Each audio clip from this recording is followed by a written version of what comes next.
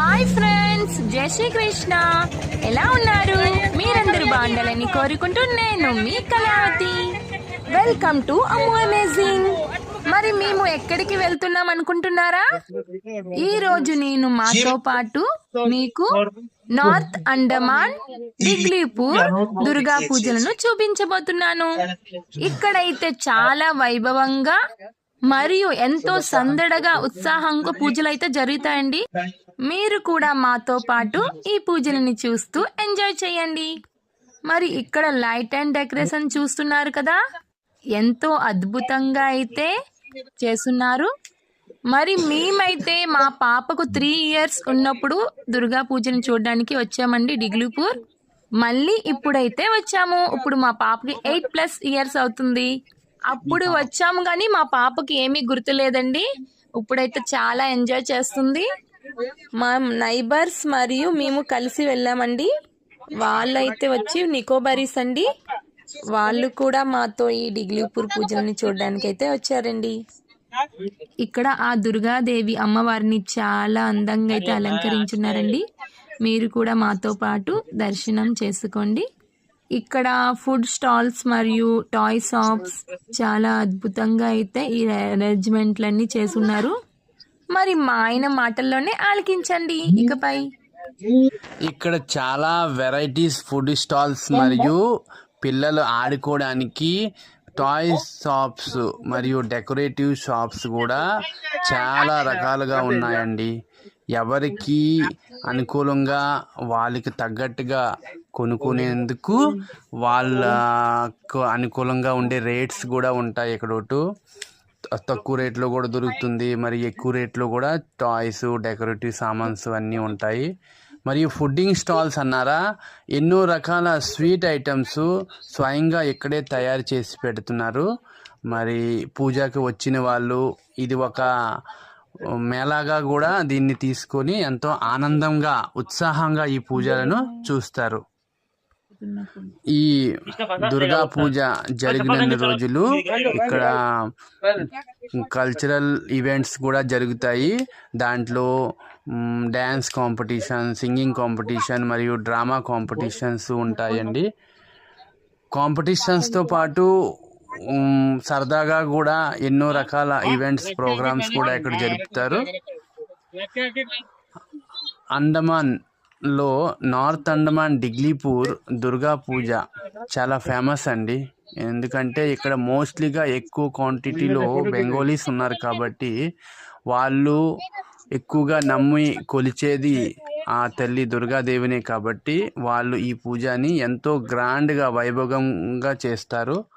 మరియు వాళ్ళ రిలేటివ్స్ ఎక్కడెక్కడ ఉంటున్నారో వాళ్ళందరూ ఈ పూజలప్పుడు ఇక్కడికి చేరుకొని వాళ్ళ రిలేటివ్స్తో పాటు అందరూ సరదాగా ఈ పూజను ఎంజాయ్ చేస్తూ ఆ తల్లిని కొలుచుకుంటారు. ఇకపై మీరు ఆ అమ్మ తల్లి దుర్గాదేవిని దర్శించుకుంటూ ఆ దేవి ఆశీస్సులను పొందుతూ మరియు ఈ దుర్గా పూజ మేళాను కూడా ఎంజాయ్ చేసి ఆనందిస్తారని, ఆ దేవి ఆశీస్సులను పొందుతారని కోరుకుంటున్నాను.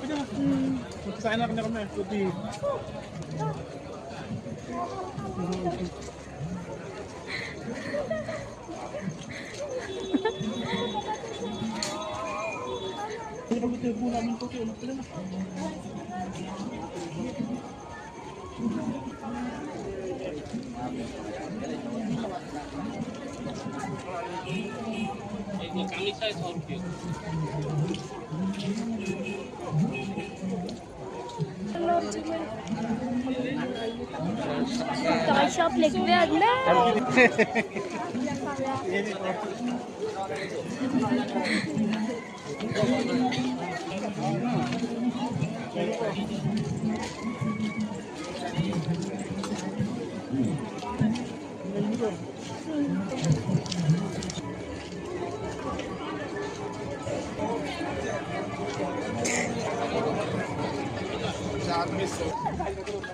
श्री अध्यक्ष महोदय को सम्मान करेंगे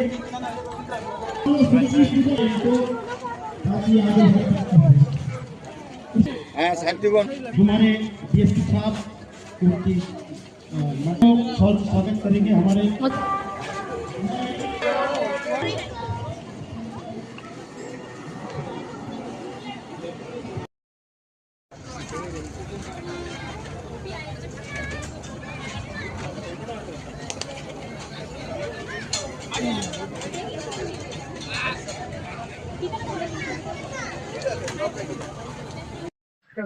మీకు తెలుసా దసరా రోజు రావణాసుడిని ఎందుకు కాలుస్తారో?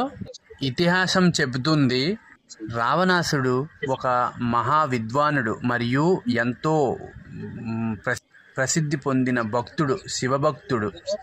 కానీ అహంకారం మరియు పాపంతో నిండిపోయాడు. సీతాదేవిని అపహరించి ధర్మానికి ఎదురుగా వెళ్ళి ఎంతో పాపం చేశాడు. దానితో రాముడితో లంకలో యుద్ధం జరిగింది. లంకలో రావణాసుడికి యుద్ధం జరిగింది. చివరిగా విజయదశమి రోజు రాముడు రావణాసురుడిని సంహరించాడు. అప్పటి నుంచి ఈ పండుగ దసరా వేడుకగా జరుపుకుంటారు. విజయదశమిగా పేరు పొందింది. దసరా విజయదశమిగా ఎందుకు పేరు పొందిందో తెలుసా మీకు? మంచి చెడుపై విజయాన్ని సాధించింది కనుక విజయదశమి అని పిలువబడుతుంది.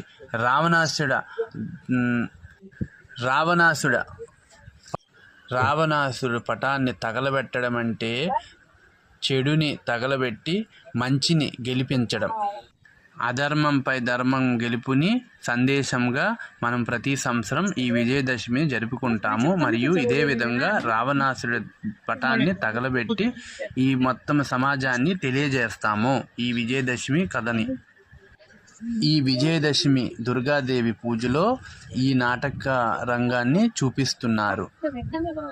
ఈ వీడియో అయితే మేము పూర్తిగా తీయలేకపోయాము, కానీ మీకోసం అయితే మాకు ఎంతవరకు వీలైందో అంతవరకు ఈ దృశ్యాన్ని మీకు చూపిస్తున్నాము.